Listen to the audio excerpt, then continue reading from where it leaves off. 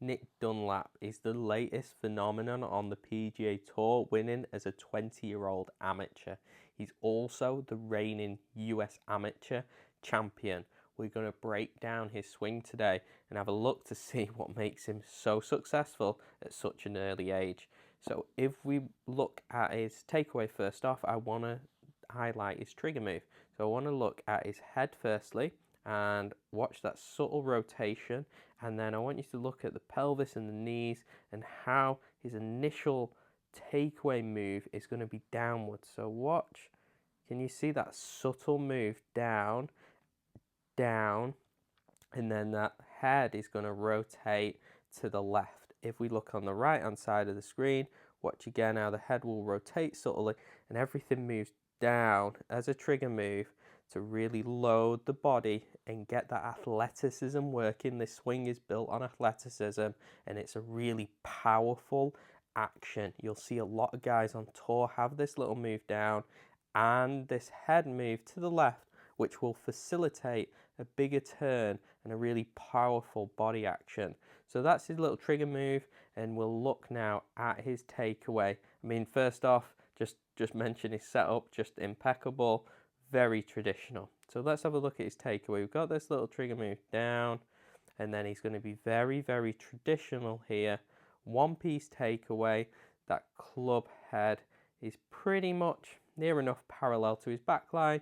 Probably say a little bit open, but very, very nice position. I think looking at his swing, he likes to hit a little fade, which we'll go into in detail a little bit later, but you can see, we'll just wind it a couple frames there. You can see that butt of the club is just pointing at his belly button. Very, very traditional one-piece takeaway there. If we look on the right-hand side, you'll see he starts to move down as he loads them tissues. Nice wide one-piece takeaway. Those arms pretty much straight, that right arm straight, that left arm straight. I just love that position from Nick here. And then as we take him further back to lead arm parallel, you'll see there's not a great deal of rotation through the hips. If we look on this right hand side of the screen, you'll see his hips haven't rotated a whole lot, whereas his thorax has rotated a huge amount. Those buttons on his shirt are nearly pointing at 90 degrees, nearly, probably say more like 80, but a huge amount of rotation from the upper body with limited rotation through the pelvis.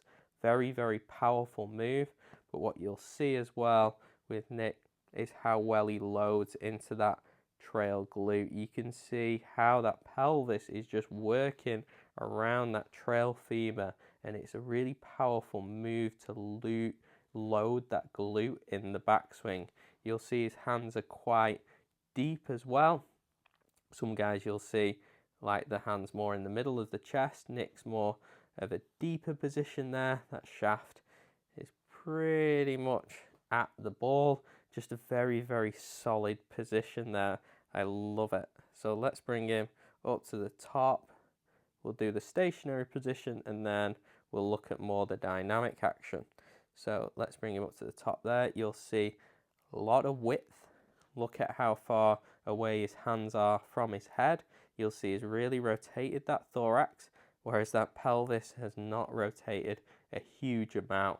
Very, very powerful position. If we look in more traditional golfing terms, you'll see how that lead wrist is pretty flat along that lead arm. That club face is a little bit shut in comparison to that lead wrist.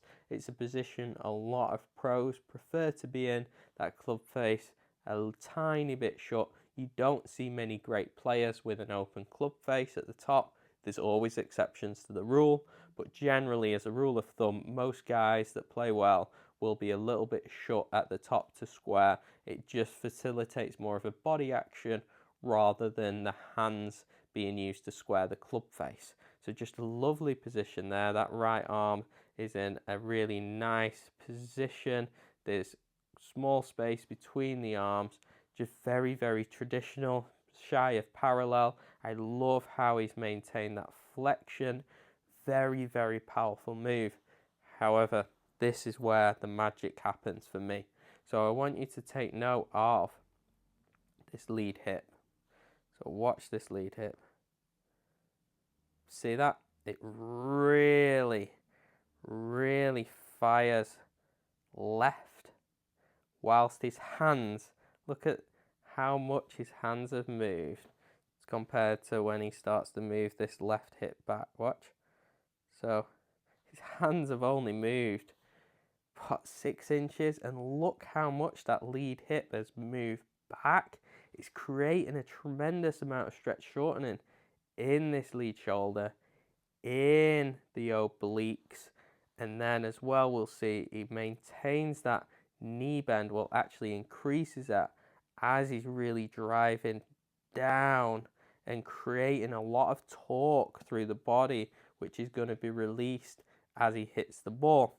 So we'll see from this angle, you'll really see this lead hit. Watch, boom, look how much that rotates. But I want you to take note, look at where his buttons are on his shirt. They're still pointing almost back at the target, well, back away from the target. As he's really rotated through this hip, he's putting a lot of pressure through that lead toe, which we'll talk about in a few frames time. But look at that athleticism there. It's very a la Cameron Champ. I just love how much speed can be created from that position. You'll also notice is look how much lower that right arm is than the left, specifically the right elbow compared to the left elbow. Now what that does is when we get into this position, we can shallow the club beautifully. You'll see there how much that right elbow starts to lower than the left, and you can see how well that shallows the club. And just from an athletic position, I'm going to say athletic a lot of times when talking about Nick's swing, is look how much he's rotated through that pelvis, where that rib cage is still pointing back at the camera. You'll see is really pressing into the ground with that lead foot, that right foot starting to come up as he's really twisting and torquing through the ground and creating all these micro stretch shortening cycles that are going to enable him to absolutely bomb the driver. So let's bring him a few more frames down. You can see there those hips. Look at that position here. Look at those hips and how much they've rotated, whereas his torso's pointing about at the ball there. I'll just bring him down a few more frames. Apologies, the camera is very poor on the right hand side, but you can see how much those hips have rotated. You can see how he's starting to come up off that left heel, and he's really driving through the big toe, the jumping motor unit almost, whereas that big toe you can really plant down and it helps get that elevation through the pelvis, which creates a tremendous amount of speed. I call it like the jumping muscle, that big toe, even though technically obviously it's not a muscle. But you'll see as we start to move down into this shaft parallel position, it's probably hitting a little bit of a fade here because that shaft's pretty much parallel to the target line here. You'll see how this right shoulder and right elbow are perfectly below each other, which is a great position to dissipate the forces. And then what we'll see, this is where potentially Nick could get some issues in terms of injuries in the future, is we'll see him start to push this way with the ground, which will push his left hip back, and this left foot will come up and back off the ground. So I'll remove the line so you can see it clearly, but just look at this left foot. So he starts to push off here, actually leaves the ground. Look, this, if we look on the right hand side, watch how, just bring it a couple more frames, that left foot is leaving the ground. That's because he's applied so much force through that big toe, push the ground up, and then that foot's going to come up and out. You see that? Boom. Now what happens here with Nick, because he's applying so much force down and through that lead leg, he's going to push that lead foot off the ground. But in order to stabilize, I want you to take note now of that right foot. So just watch this. That right foot now will replant on the ground. It's a very, very unique move to a lot of guys that hit the ball far. I know that's a bit of an oxymoron, but it's a very, very powerful move of pushing into the ground to push back up, and then what happens is the pressure then starts to go onto that trail foot. There's a great video on YouTube with Justin Thomas, how they talk about how he pushes so hard off that left foot, the pressure then moves into his trail foot. It's a very, very unique move to the long hitters. You'll see it on long drive guys that they do often do this move where that left foot loses contact with the ground and then they put pressure back onto that trail foot. It's not for everyone, and we'll see now with Nick how he has pushed back onto that trail foot, and look how it goes even more down. But what that does is, because he's pushing back onto that trail foot in terms of the pressure, we'll see a lot of side bend here. Now potentially that could cause some issues, specifically around this lumbar region of the spine, just because the swing speed that he's applying to the golf club is phenomenal, and then we get this lateral flexion in the spine. You could cause some stress in that lumbar region, so he really needs to work hard in the gym of strengthening all those core stabilizers, and then having a lot of mobility through his thoracic, which just likes more lateral flexion than the lumbar spine. So that should help maintain his career on the PGA Tour. But I think we'll see with a lot of these elite young players, we're seeing this more athletic move to hit the ball far. I think we're going to see shorter careers on the PGA Tour as a result of it, because you have to hit it so far nowadays, and all these sort of moves of pushing off the ground and then reapplying the pressure back can create these funky positions in the golf swing. When you go in at that speed and you're hitting a lot of balls, the compound effect of that could potentially be some injuries. I hope not. I hope he's a unicorn and can do this, till he's 50.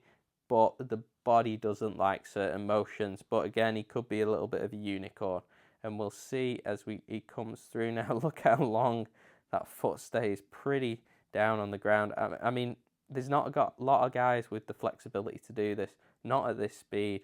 It's tremendous athleticism here.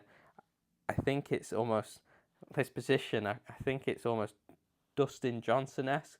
Quite a lot of side bend, and those hands exiting really far left. You'll see how now his right foot starts to come back up off the ground, and he rotates into a full finish. And you can see with this pelvis movement is, watch how much this pelvis starts to elevate through the finish. Boom, there. And that's just because he's pushed so hard off the ground, creating that jumping force. It's a great move for speed, and you can see he's obviously a great player. It's Tiger Woods comparisons with Nick Dunlap. I love a lot of his swing. I'm not a big fan of this lateral flexion move, but it's a very, very powerful move. And like I said, I think you're going to see on tour guys having 15 years careers, making loads of money, and then retiring off into the sunset. I think it's going to become more of a traditional sport like your NFL or soccer players. I just don't think the guys, they just need to hit it so far now to play on tour and earn a lot of money, and that means that we're going to have these motions that potentially could cause some injuries. Again, hope I'm completely wrong, but the spine doesn't like certain movements. But great player. He's going to win majors, be a Hall of Fame career. I'm absolutely sure of it.